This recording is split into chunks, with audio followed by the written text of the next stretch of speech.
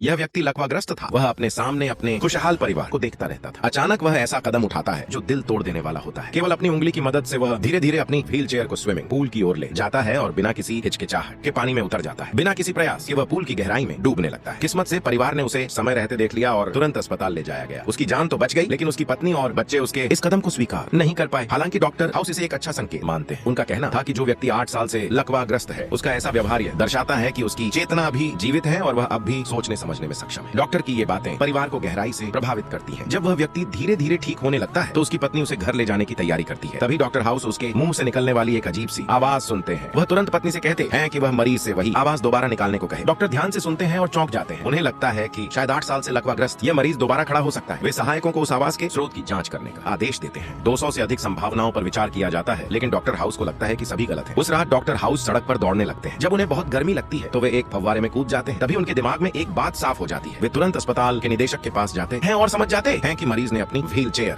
Pool में क्यों डाली थी। वह व्यक्ति आत्महत्या नहीं करना चाहता था। उसे तेज बुखार था और वह अपने शरीर को ठंडा करना चाहता था। पहले की जांच में पता चला था कि उसके हाइपोथैलेमस में गड़बड़ी थी, जिसकी वजह से वह अपने शरीर का तापमान नियंत्रित नहीं कर पा रहा था। डॉक्टर हाउस समझ जाते हैं कि कॉर्टिकोस्टेरॉइड्स का इंजेक्शन देने से वह व्यक्ति ठीक हो सकता है। अगली सुबह निदेशक को संदेह होता है, लेकिन महिला तैयार की गई दवा लेकर मरीज को इंजेक्शन लगा देती है। निदेशक टॉर्च की मदद से मरीज की आंखों की पुतलियां जांचते हैं और किसी सुधार के संकेत तलाशते हैं। दुर्भाग्य से कोई चमत्कार नहीं होता। वे परिवार से कहते हैं कि अब जाने का समय आ गया है। तभी अचानक मरीज की बांह सिकुड़ती है। वह धीरे धीरे हिलता है, सीट बेल्ट खोलता है और फिर सबके सामने चमत्कारिक रूप से खड़ा हो जाता है। क्या आपके आसपास भी कोई ऐसा प्रिय व्यक्ति है जो लकवे से पीड़ित हो?